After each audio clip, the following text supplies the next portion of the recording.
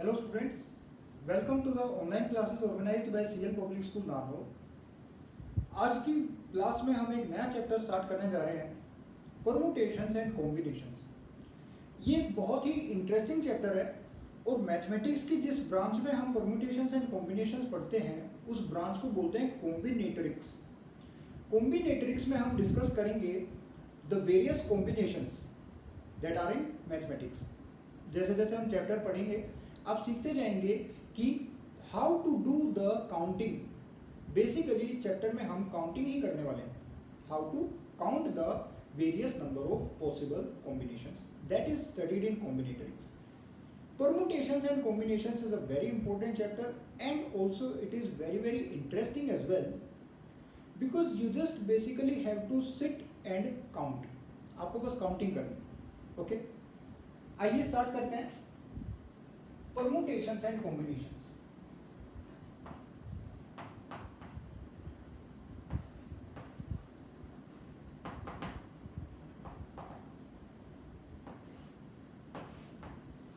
Students, this is the only chapter that I think कि अगर इसे फिजिकली पढ़ाया जाए in the live class then it becomes very interesting because इस chapter में आप सिली मिस्टेक्स बहुत करेंगे।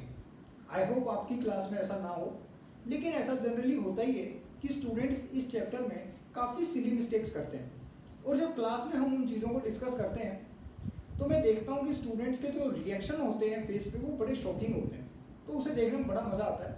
तो इसलिए ये चैप्टर अगर हम क्लास में करते तो बहुत अच्छा होता। लेकिन चलिए, अब जो हमारे पास टेक्नोलॉजी है उसके थ्रू आप मुझे देख सकते हैं इनडायरेक्टली, लेकिन मैं आपको नहीं देख सकता। चलिए, तो आप मेरे एक्सप्रेशंस को देख के एंजॉय करने की कोशिश करिए और जूम मीटिंग पर तो हम मिलते ही रहते हैं, वहाँ पर हम बाकी मजे लेंगे इन द सेंस पढ़ाई करेंगे। So students, permutations and combinations में जो बेसिक चीज़ ये है, देखिए मैं आपको एक एग्जांपल देता हूँ। सपोज करिए this D denotes Delhi and this J denotes Jaipur and I have to go from Delhi to Jaipur and then again it to Bhopal, Delhi to Jaipur to Bhopal। Suppose Delhi से जयपुर जाने के लिए आप या तो अपनी कार ले जा सकते हो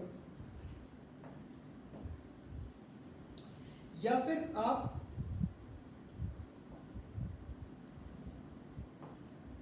एक रेंट पर लेकर एक कार लेके जा सकते हो। तो इसको हमने बोला C1, इसको बोला C2, और रेंट पे लेकर कार जा सकते हो। और एक और तरीका हो गया कि आप बस लेकर जा सकते हो B। और जयपुर से भोपाल मान लीजिए आपको ट्रेन से ही जाना है and there are two trains, there is T1 and there is T2। T1 और T2 मान लीजिए आगे चल के दो ट्रेन्स हैं जो आप ले सकते हैं और दिल्ली से जयपुर जाने के आपके पास तीन तरीके हुए। अब आप सोचिए कि total number of ways in which you can go from Delhi to Bhopal is, total number of ways कितने होंगे? दिल्ली से जयपुर जाने के 3 वेज एंड जयपुर से भोपाल जाने के 2 वेज। तो अगर in the language of mathematics में बात करूं तो डायरेक्टली इसे देखते हैं हम आंसर बोलते हैं 3 × 2 दैट इज इक्वल टू 6। लेकिन जैसा कि मैंने आपको बताया कि ये जो चैप्टर है ये बेसिकली काउंटिंग है, तो आप अगर काउंट करने बैठेंगे तब भी इसका आंसर निकाल लेंगे। सपोज करिए आप अपनी पर्सनल कार लेकर गए जयपुर तक C1 और फिर आगे चल के आपने ट्रेन ले ली T1, C1 T1। तो जब आप भोपाल जाएंगे तो आप अपने रिलेटिव को या फ्रेंड को बताएंगे भाई मैं जयपुर तक तो पर्सनल कार में आया, फिर मैं आगे से मैंने ये ट्रेन ली। या फिर हो सकता है आप कार तो अपनी पर्सनल ही लेकर आए लेकिन आपकी ट्रेन T1 छूट गई तो आपने ट्रेन T2 ले ली। तो आप अपने रिलेटिव को बताएंगे भाई मैं लेकर तो पर्सनल कार आया था लेकिन फिर उसके बाद में T2 ट्रेन से आया। सेकंड तरीका हो सकता है ऐसे ही आप रेंट पर एक कार लेकर चले हो C2 और फिर आपने ट्रेन ले ली हो T1, या फिर C2 T2, या फिर हो सकता है आप बस से आए हो B T1 या फिर B। T2। ओके स्टूडेंट्स, तो ये वो 6 तरीके हैं जहाँ से जिनसे आप दिल्ली से भोपाल जा सकते हैं। Okay, so the first heading that we are going to study in this chapter is fundamental principle of counting. Fundamental principle of counting.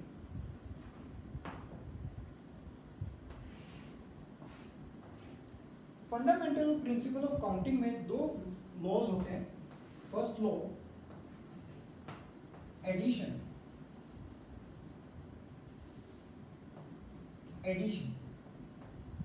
और जो सेकंड लॉ होता है वो होता है law of multiplication. Law of multiplication. देखते हैं students, addition हम किस केस में करेंगे और मल्टीप्लिकेशन हम किस केस में करेंगे। सपोज करिए आप एक रेस्टोरेंट में जाते हैं और आपको वहां पर कोई एक ड्रिंक पीनी है, कोई भी एक ड्रिंक आपको वहां पर पीनी है। ऑप्शन ए, आप कोई एक कोल्ड ड्रिंक पी सकते हैं। ऑप्शन बी, आप कोई कॉफी पी सकते हैं, या फिर ऑप्शन सी, आप कोई शेक पी सकते हैं। अब कोल्ड ड्रिंक में मान लीजिए वहां पर मिरिंडा, पेप्सी और लिम्का है, या Coca Cola. Coca Cola, Pepsi and Limca, मान लीजिए ये 3 ऑप्शन हैं। कॉफी में आपके पास 2 ऑप्शंस हैं। मान लीजिए आप कैपेचिनो पीना चाहें जिसमें दूध हो, या फिर एस्प्रेसो, मतलब वो जो भी होती है, मुझे नहीं पता उसके बारे में, लेकिन मान लीजिए कोल्ड कॉफी या हॉट कॉफी, 2 तरह की कॉफी आप पी सकते हैं, कोल्ड कॉफी या फिर हॉट कॉफी। या फिर आप, तीसरा क्या था, शेक। हो सकता है आप मैंगो शेक पीना चाहें, या बनाना शेक पीना चाहें, या फिर मान लो कोई एक और स्ट्रॉबेरी शेक आप पीना चाहें। ओके, अब total number of ways in which you can have a drink in that restaurant is 3 वे से कोई एक कोल्ड ड्रिंक पी सकते हैं, प्लस 2 वेज से कॉफी पी सकते हैं, प्लस 3 वेज से कोई एक शेक पी सकते हैं। सो 3 + 2 + 3 8। ये कंडीशन है कि आपको एक ही ड्रिंक पीनी है। अगर ड्रिंक आपको 2 पीनी है तो क्वेश्चन चेंज हो जाएगा। क्वेश्चन ये है कि आप एक रेस्टोरेंट में गए और वहां पर आपको कोई एक ड्रिंक पीनी है, और ड्रिंक में आपके पास 3 ऑप्शंस तो ये है कि आप चाहे तो कोई कोल्ड ड्रिंक पी लें, या फिर कोई कॉफ़ी पी लें, या फिर कोई शेक पी लें। कोल्ड ड्रिंक 3 टाइप की है, कॉफ़ी 2 टाइप की है, शेक 3 टाइप की है। तो total number of ways in which you can drink is 8।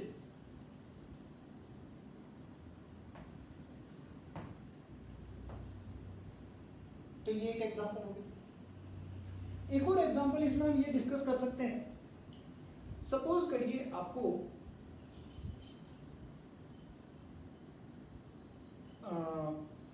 Narnaul से लेकर दिल्ली जाना है। नारनौल से लेकर आपको दिल्ली जाना है, और एक तरीका हो गया कि आपके पास अपनी पर्सनल कार है, उससे जाएं। दूसरा तरीका ये हो गया आपके पास अपनी पर्सनल बाइक है, उससे जाएं। एक तीसरा तरीका ये मान लो कि आप कोई कार रेंट पे लेके जाएं। एक फोर्थ मेथड ये हो गया कि आप बस लेकर जाएं। बस में आपके पास 4 ऑप्शंस हैं, B1, B2, B3, B4। या फिर हो सकता है आप ट्रेन लेके जाएं, मतलब ट्रेन चल रही है, हो सकता है आप ट्रेन में बैठ के जाएं। So total number of ways in which you can go to Delhi from Narnaul is that we get by adding all these ways. Okay students, addition में हम ऐसा ही करते हैं। मल्टीप्लिकेशन में देखिए, एडिशन में एक और खास बात होती है कि आपको और वर्ड का यूज करना होता है।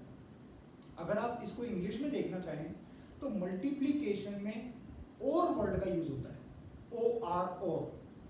मेथड 1 और मेथड 2 और मेथड 3 और मेथड 4। मल्टीप्लिकेशन में आपको एक से ज्यादा टास्क करने होते हैं तो हम मल्टीप्लिकेशन का यूज करते हैं। मल्टीप्लिकेशन में आपको एंड का यूज करना पड़ता है। अब एक क्वेश्चन हम देखेंगे और वहां से आपको ये कंप्लीट कॉन्सेप्ट क्लियर हो जाएगा। इस चैप्टर में एक्चुअली थ्योरी ना के बराबर है। अब fundamental principle of addition and fundamental principle of multiplication ये क्या है, अगर मैं आपको इसमें एक स्टेटमेंट लिखा हूँ या एक पैराग्राफ लिखा हूँ तो वो मीनिंगलेस टाइप का होगा। इस चैप्टर में तो जितनी हम बातें कर सकें उतने हमारे कॉन्सेप्ट्स क्लियर होते जाएंगे, जितने हम क्वेश्चन सोल्व करेंगे उतना ज़्यादा हमारी ग्रिप स्ट्रॉन्ग होती जाएगी। ठीक है स्टूडेंट्स, तो आइए इसके क्वेश्चंस करके हम लोग स्टार्ट कर देते हैं। एक क्वेश्चन देखिए,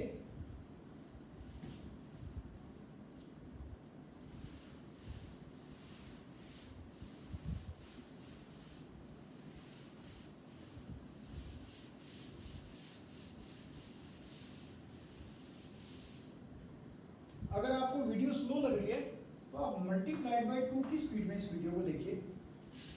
थोड़ा सा फनी लगेगा, मैं फटाफट मूव करूंगा लेकिन आपका टाइम बचेगा। एक एग्जांपल है, आप इसे नोट करना चाहें तो नोट कर सकते हैं, लेकिन नोट करने में ज़्यादा टाइम मत वेस्ट कीजिए। सपोज एक पर्सन है, वो एक मूवी देखने जाता है।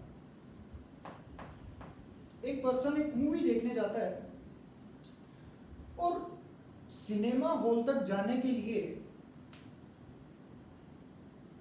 वो घर से निकला हाउस, और उसके पास ये सारे ऑप्शंस हैं। हो सकता है वो सिनेमा हॉल पैदल चला जाए वॉक करते हुए, या फिर वो सिनेमा हॉल साइकिल से जाए सी, या फिर वो सिनेमा हॉल अपनी स्कूटी ले जाए एस, या फिर वो सिनेमा हॉल अपने किसी कार से चला जाए। मान लो उसको बोला हमने पी, चलो इतना कॉम्प्लिकेटेड नहीं भी करते, या तो भाई कार से चला जाए या फिर पैदल चला जाए या फिर स्कूटी पे चला जाए। अब मूवी थिएटर में वो पहुंच गया, वहां पर हो सकता है वो मूवी देखे M1, या फिर मूवी देखे M2, या फिर मूवी देखे M3, या फिर मूवी देखे कोई M4। 4 मूवीज लगी हुई हैं और वो चारों में से कोई भी एक मूवी देख सकता है। चलो ठीक है, वो मूवी देखने लगा। अब मूवी के बीच में उसको कुछ भूख लगी और वो कुछ खाना चाहता है। खाने में वो चाहे तो पॉपकॉर्न खा सकता है पी, या फिर चिप्स खा सकता है सी, या फिर वो बर्गर खा सकता है बी। ओके, अब खा लिया उसने, खा पी लिया, मूवी देख ली, और फिर वो जो चीज अपनी लेकर गया था उसी के थ्रू वो वापस घर पे आ जाएगा। और इस पूरे प्रोसेस को हमने बोला कि उसने अपनी शाम एंजॉय करी। अब आपको बताना है वो पर्सन कितने वेज से अपनी शाम को एंजॉय कर सकता है। ओके, ये बात ध्यान रखना कि वो पैदल जाएगा तो पैदल ही जा सकता है, ऐसा नहीं है कि पैदल और साइकिल दोनों एक साथ ले गया। मूवी भी कोई एक ही देख सकता है, कोई 2 मूवी नहीं देख सकता, और खाने में भी वो केवल एक ही चीज लेगा, एक से ज़्यादा चीज़ें नहीं लेगा। सो स्टूडेंट्स, क्वेश्चन हमने एक फ्रेम कर दिया कि आपको काउंट करके बताना है what are the total number of ways in which that person can enjoy the evening. या तो वॉक करके जाए, या फिर साइकिल से जाए, या फिर स्कूटी लेके जाए। मैं कौन सा वर्ड बोल रहा हूं बीच में? या और वॉक और साइकिल और स्कूटी। तो यहां पर हम करेंगे एडिशन। 1 + 1 + 1 3। मूवी M1 देखे, या मूवी M2 देखे, या मूवी M3 देखे, और मूवी M4। 4 वेज, 1 + 2 + 3 + 1 + 1 + 1 + 1 4। खाने में या तो पॉपकॉर्न ली, या चिप्स लिए, या बर्गर लिया। 3 वेज। अब देखिए स्टूडेंट्स, उसको मूवी हॉल तक जाना ही जाना है, एंड मूवी भी देखनी है, एंड कुछ खाना भी है ही। जरूर कुछ ना कुछ उसको खाना भी है, मूवी भी देखनी है और सिनेमा हॉल तक तो जाना ही है। तो एंड बीच में हम यूज करेंगे, goes to the cinema hall and watches a movie and eats something. बीच में एंड आ रहा है तो इनको मल्टीप्लाई कर देंगे। Okay, this is the fundamental principle of counting. Addition हम उन केसेस में करते हैं जहां पर हमारे पास और वाला ऑप्शन हो, ओ आर और या वाला ऑप्शन। मल्टीप्लिकेशन हम वहां पर करते हैं जहां हमारे पास एंड वाला ऑप्शन हो। एंड टास्क 1 भी होना ही होना चाहिए, एंड टास्क 2 भी होना ही होना चाहिए, एंड टास्क 3 भी होना ही होना चाहिए। उस केस में हम यूज करते हैं मल्टीप्लिकेशन। एडिशन किया इन तीनों में, फिर एडिशन, फिर एडिशन और फिर बीच में multiplication. So 3 4s are 12 and 12 3s are 36. Total number of ways in which this person can enjoy the evening is 36. Okay. For example, walk करा, मूवी 1 देखी, पॉपकॉर्न खाया। वॉक करके गया, मूवी 2 देखी, पॉपकॉर्न खाया। वॉक करके गया, मूवी 3 देखी, पॉपकॉर्न खाया। वॉक करके गया, मूवी 4 देखी, पॉपकॉर्न खाया। 4 वेज। वॉक करके गया, मूवी 1 देखी, चॉकलेट खाई, चिप्स जो भी है। वॉक करके गया, मूवी 2 देखी, चिप्स खाए। वॉक करके गया, मूवी 3 देखी, चिप्स खाए, and so on. Okay, 36 ways are possible to enjoy the evening. अब एक क्वेश्चन आप अपनी साइड से सॉल्व करिए, इसमें मैं आपको एक्सप्लेन कर देता हूँ question. Suppose A is a point and B is a point and C is a point, A, B, C. There are 2 ways of going from A to B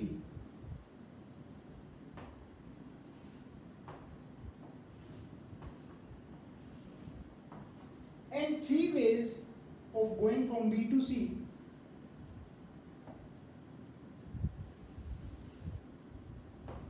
and 1 way of going from A to C directly. In how many ways can a person go from position A to position C? एक person position A से position C में कितने तरीकों से पहुंच सकता है, ये आपको फाइंड आउट करना है। तो देखिए, हो सकता है वो A से लेकर C डायरेक्ट चला जाए, एक तरीका। A से लेकर C डायरेक्ट चला जाए, 1 वे। और या तो ये तरीका हो गया, या फिर A से लेकर B जाए एंड B से लेकर C जाए। A से B जाने के तरीके हो गए 2। A से B जाएगा तो ऐसा तो नहीं B पे जाके रुक जाएगा, B से C भी जाना ही जाना पड़ेगा। A to B and B to C, A to B and B to C, B से लेकर C तक जाने के 3 तरीके, so 2 into 3. So total number of ways in which person A can reach, in which a person can reach position C starting from A is equal to 7. Okay students?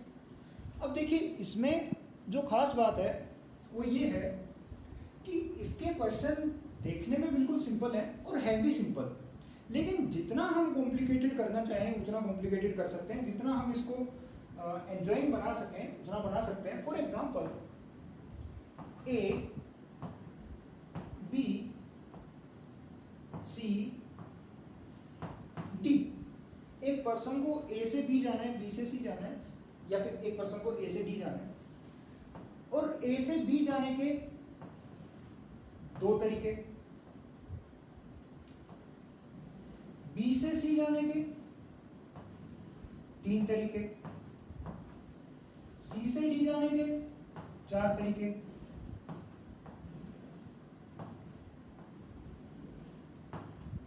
या फिर B से D भी जा सकता है, और B से D जाने के 2 तरीके। ओके, और ये दोनों डिस्टिंक्ट वेज हैं, आइडेंटिकल नहीं है, डिस्टिंक्ट है। ठीक है, मतलब जैसे ये 2 तरीके, ये अलग अलग 2 तरीके काम होंगे। और A से C जाने का एक तरीका है, और ए से डी जाने का एक तरीका। देखिए students, find out the number of ways in which person A can go to person D. Total number of ways आपको फाइंड आउट करना है।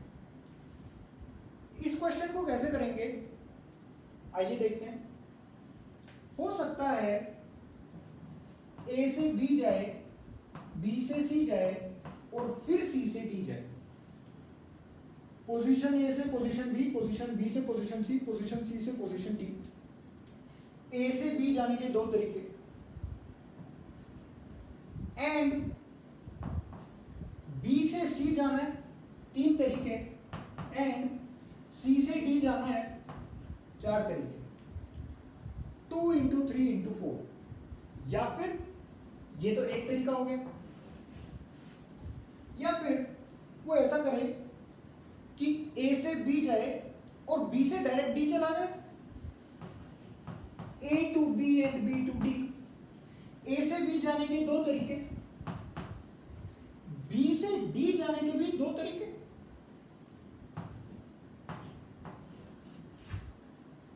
केस सेकंड, बी से डी चला गया, ए से डी पहुंच गया। एक और तरीका ये हो सकता है कि ए से सी जाए पहले और फिर सी से डी चला जाए। ए सी डी। ए से सी जाने का एक ही तरीका है, सी से डी जाने के चार तरीके हैं।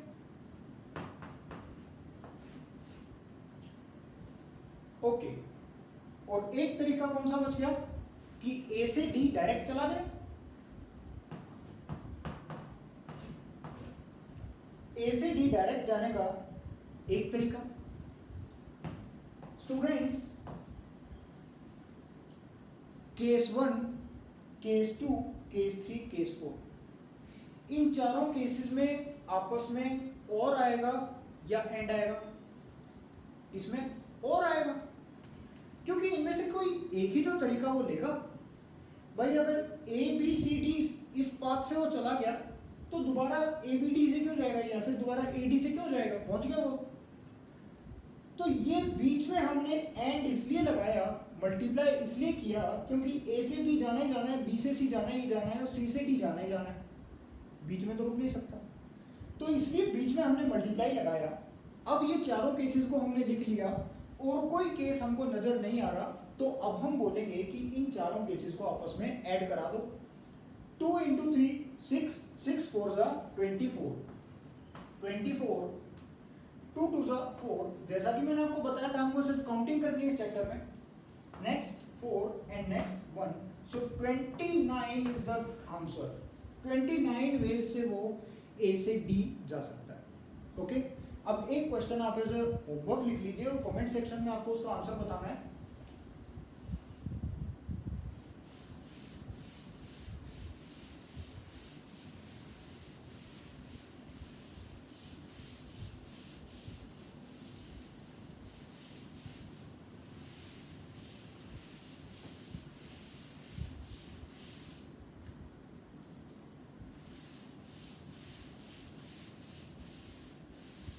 दो क्वेश्चन है, एक क्वेश्चन तो ये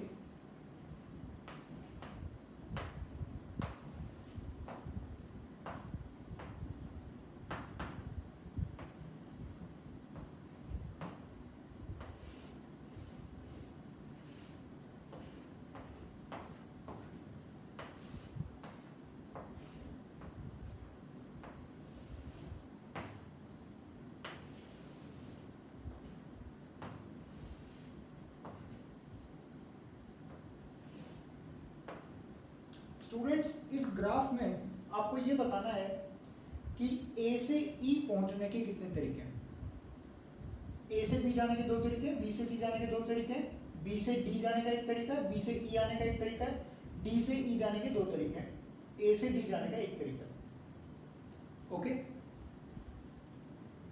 और एक क्वेश्चन आप ये लिखिए,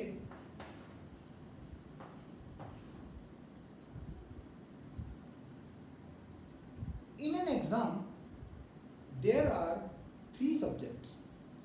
In an exam there are 3 subjects.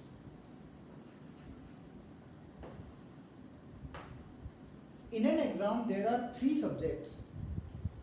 Each subject has 2 sections.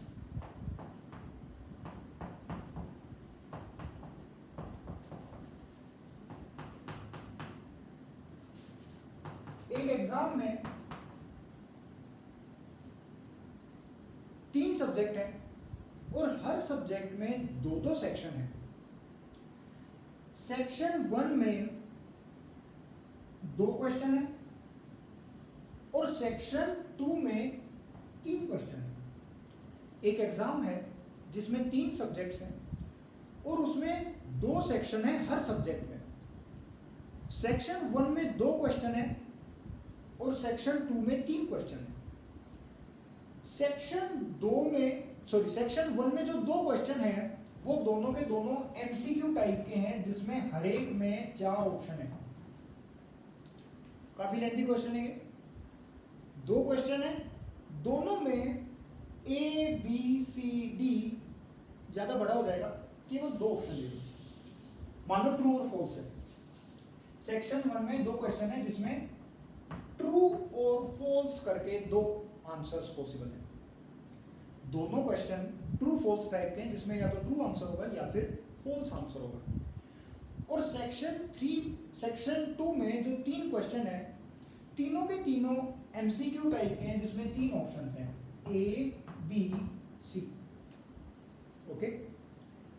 एक एग्जाम है जिसमें 3 सब्जेक्ट हैं, maths, physics and chemistry. Her subject में 2-2 सेक्शन है, सेक्शन 1, सेक्शन 2. सेक्शन 1 में 2 क्वेश्चन है तीनों सब्जेक्ट्स में. सेक्शन 2 में 3-3 क्वेश्चन है तीनों सब्जेक्ट्स में. सेक्शन 1 के जो क्वेश्चंस हैं, जो 2 क्वेश्चंस हैं, वो ट्रू और फॉल्स टाइप के हैं. सेक्शन 2 में जो 3 क्वेश्चन है उसमें हर क्वेश्चन के 3-3 ऑप्शन है, ए बी और सी. एक स्टूडेंट एग्जाम देने गया जिसको ये सारे के सारे क्वेश्चंस अटेम्प्ट करने ही करने हैं. एक स्टूडेंट एग्जाम देने गया जिसको ये सारे क्वेश्चंस अटेम्प्ट करने ही करने हैं. तो बताइए वो कितने नंबर ऑफ वेज से एग्जाम अटेम्प्ट कर सकता है. हर क्वेश्चन का केवल एक ही आंसर दे सकता है, एक से ज़्यादा आंसर नहीं दे सकता. हर सब्जेक्ट का केवल एक ही आंसर उसको देना है, हर क्वेश्चन का एक ही आंसर देना है. आई एम सॉरी, सारे क्वेश्चन सॉल्व करने हैं सारे सब्जेक्ट्स के, लेकिन हर क्वेश्चन का केवल और केवल एक ही आंसर देना है, एक से ज़्यादा आंसर नहीं देना. इन दोनों क्वेश्चंस को आप सॉल्व करिए और कमेंट सेक्शन में आंसर बताइए. तब तक के लिए thank you, stay safe and take care.